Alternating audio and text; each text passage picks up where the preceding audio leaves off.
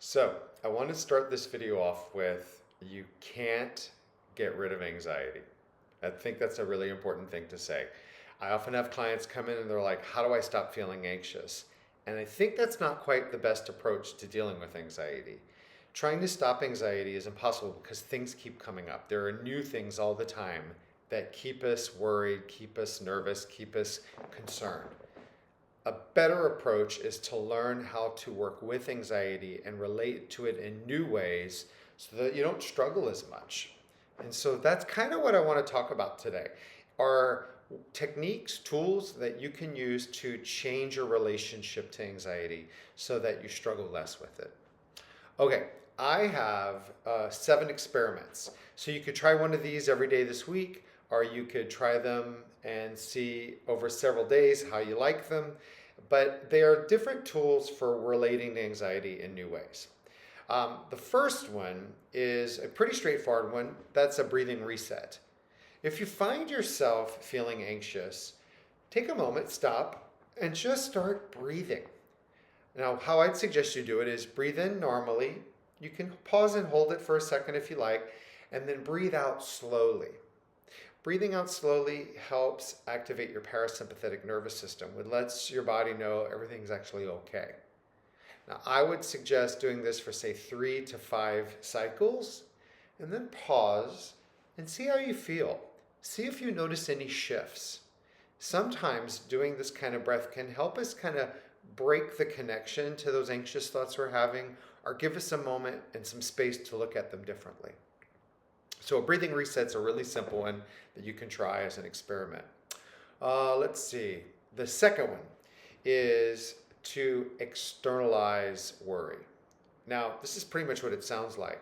If you find yourself chewing on thoughts, externalize them. Get them out of your head. The simplest way you can do that is to write them down. Or if you have a phone, you can put them in a note. But when you do that, you start working with them in different ways. The moment you externalize it, your brain starts looking at it differently. And sometimes just that can take some of the emotional impact out. Or when you write it down, sometimes you're like, oh, this isn't as big a deal as it sounded in my head. Or actually, I start to think about how I can deal with this. I find this is really helpful to externalize. And something you can also do is if, let's say, you keep a note on your phone and you just put in your worry thoughts whenever you have them. At the end of the week, review the note and see which of these thoughts were actual worries where you really did need to be concerned and some problems to solve, etc. And which of these ended up not being as big of a deal as you originally thought. And that can be pretty important insight there.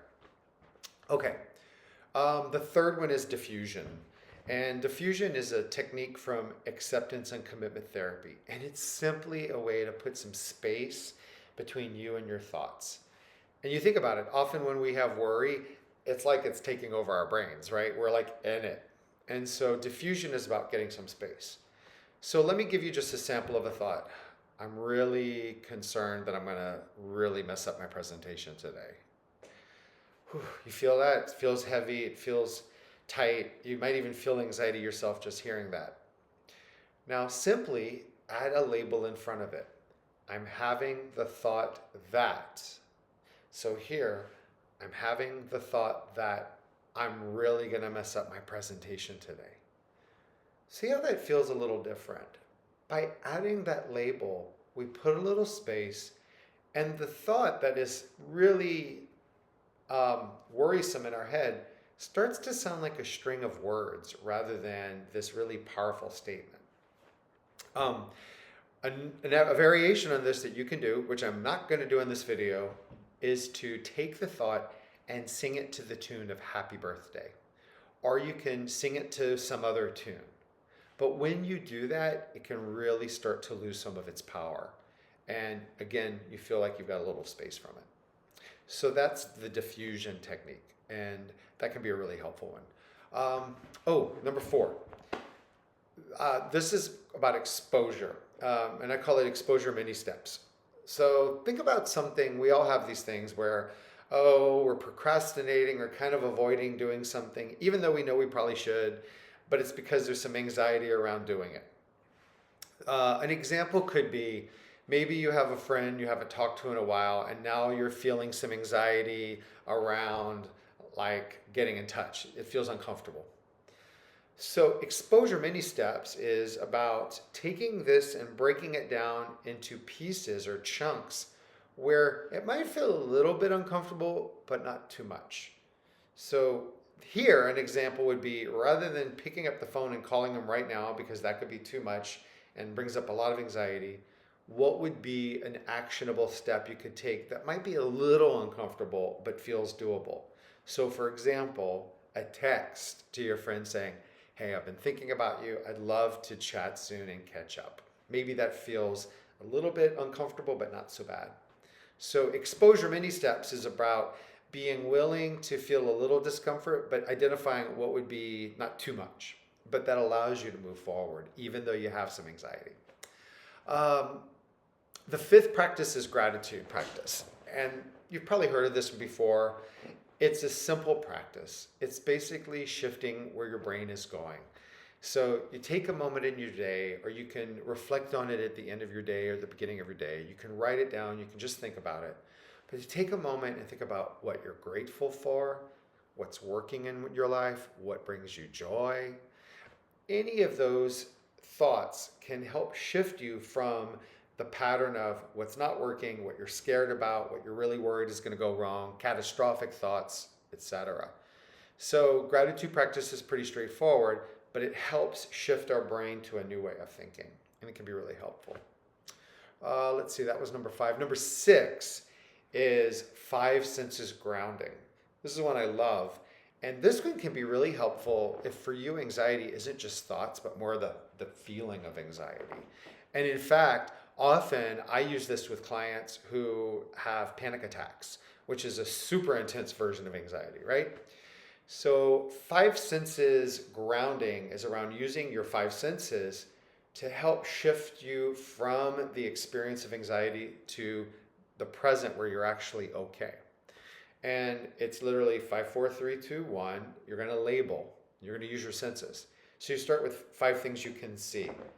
You can look around you. You can see 5 objects or 5 colors, 5 shapes, whatever works for you. Then shift to 4 things you can feel.